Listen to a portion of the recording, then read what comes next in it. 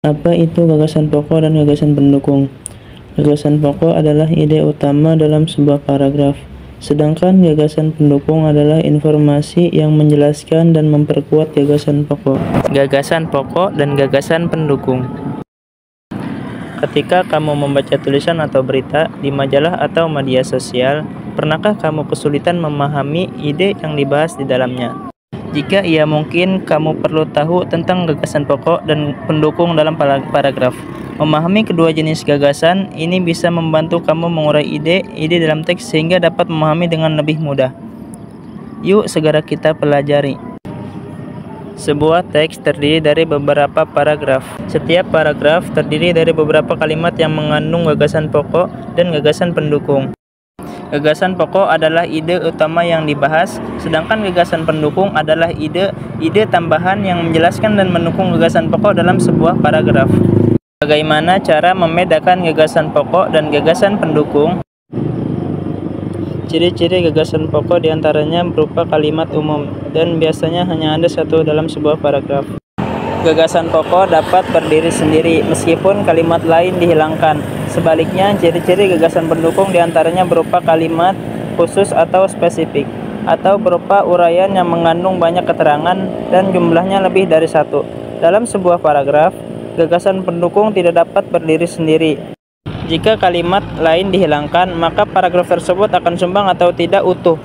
Sekarang yuk coba analisis gagasan pokok dan gagasan pendukung dalam paragraf berikut.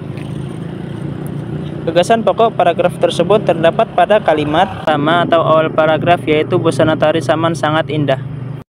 Kalimat tersebut adalah kalimat umum karena tidak menjelaskan secara detail seperti apa bentuk busananya. Sedangkan gagasan pendukung dari paragraf tersebut terdapat pada kalimat kedua, ketiga, sampai akhir paragraf. Gagasan pendukung inilah yang menjelaskan detail keindahan dari busana tari Saman.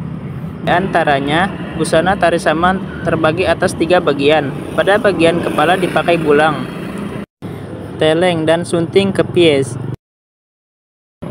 Pada bagian badan dipakai baju kantong, celana, dan kain sarung. Sementara pada bagian tangan dipakai potong, gelang, dan sapu tangan. Apakah gagasan pokok selalu berada di awal paragraf? Ternyata tidak selalu ya.